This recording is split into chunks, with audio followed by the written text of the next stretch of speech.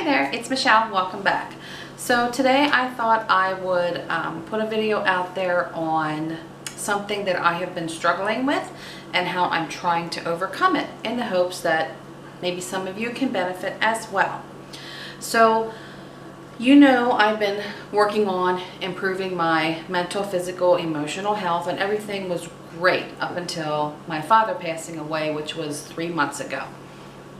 And that kind of made my progress go backwards quite a bit. It's been a struggle, but I think I finally figured out what I've been missing since then, what I quit focusing on that I should have kept focusing on that would have helped me get through this a little better. And that is living my life, even in a traumatic situation, according to my values and the truth that I have set for myself in life. Now, what do I mean by values? Everybody has the values of right and wrong. Well, I shouldn't say everybody. There are people that just don't understand the difference. Anyway, it's more along the lines of the things you value most in your life, in your world. Those things that when you think about them or you do them or you ponder them, they literally make you smile, or they make you light up inside, or they make you feel calm.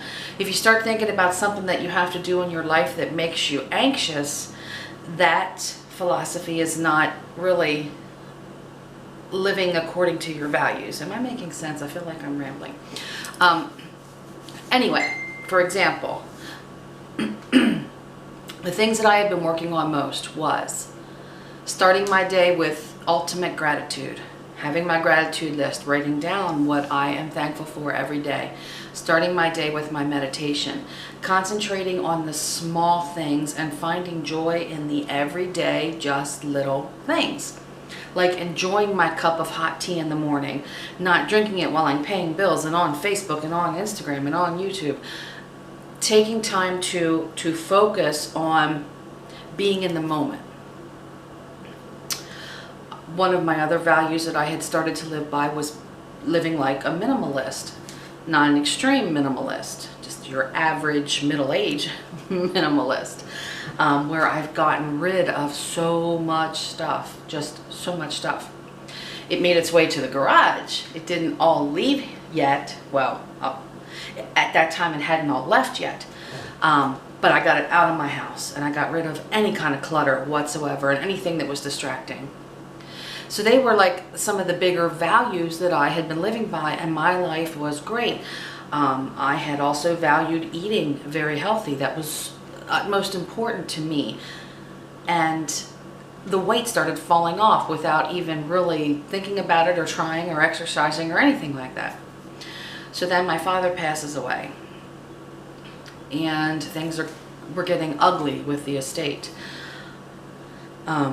I didn't give myself time to grieve. I jumped headfirst into fighting with other people that were in his life that weren't deserving of my father's things. My father had built a great property upstate Pennsylvania, had lots of toys and things, and worked for a long time to make it exactly what he wanted, and he died and didn't get to enjoy any of it. So there were people that wanted to jump in and take. I let that overtake my grieving. Not good. And it's been a struggle. I stopped my meditating. I stopped my gratitude list. I went back to work 5 days before he passed, and my life had become a whirlwind. I really hadn't given myself a chance to set up that routine of going back to work, but still living my truthful, value-filled life. So everything just started crumbling around me. I've gained 6 pounds back. Not the end of the world, but still, 6 pounds is 6 pounds. I don't want 6 pounds back on. I want those 6 pounds back off plus more. I'm no longer sleeping well at night. I'm lucky if I sleep for an hour, hour and a half, and I wake up, and then I'm only sleeping off and on for about 4 or 5 hours, then I'm wide awake, so I'm not rested, and then I'm sitting at my desk at work during the day and I'm doing one of these. You know, not good. I started eating junk again. I'll run out at lunch and eat a sandwich, and I gave up bread. Why am I back to eating sandwiches again? And I started fighting with people and bickering. I've just caused myself to almost fall apart, to the point that the other day, in having to deal with the stuff with the estate and not feeling well and being overly tired and worried about the things of my father's, that I thought I was going to have a nervous breakdown. I went to work and encountered 3 areas of construction, came home at lunch, encountered another area of construction, went back to work, and then tried to come home from work that day and encountered another area of construction and an accident. And till I got home, I collapsed on the bed and told Mike, I'm going to literally lay here and have a nervous breakdown. I'm going to scream, or I'm going to just pass out from sheer exhaustion. I can't do this anymore. So, what happened since then? That was only a few days ago. Then I was also, the night before, I was back to having the very tormenting dreams of my father that I had had right after he passed. And these are dreams that were just sheer torment. It wasn't dreams that he was just in or something like that. The dreams that I have just are like nightmares for me. So it has been a huge, huge struggle. But then it kind of clicked that I've stopped living my life according to my values. What the hell are you thinking, Michelle? You know what your life was like. Why are you letting this kind of stuff overtake you? So number one, why am I worried about my dad's things? All this shit that I literally am going up to his place this weekend and having to drag all this stuff home that belongs to Mike and I. But I don't want the stuff. It's my dad's. I don't want anybody else to have it, but why should I care if somebody else has it? I don't want it. That's caused I insured 2 vehicles, my Mazda, Mike's Tahoe. I had to call the insurance company this week and add on a Dodge pickup, an ATV, a UTV, and 2 utility trailers. My car insurance per year went from $815 to over $1,700. You know, that's the kind of things I'm talking about. I want to live my life as a minimalist, but yet I'm taking in all this stuff. It's got to go. It's being sold.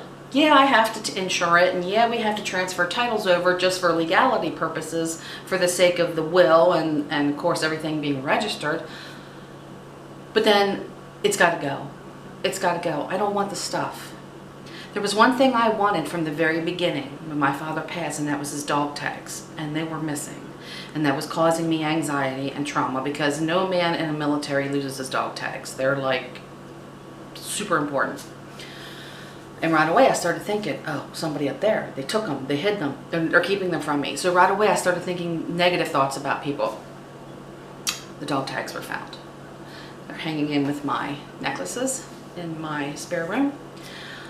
And some of that anxiety is now going away.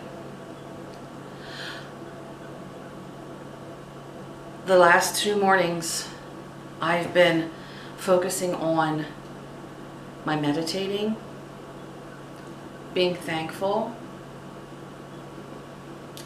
and not caring, not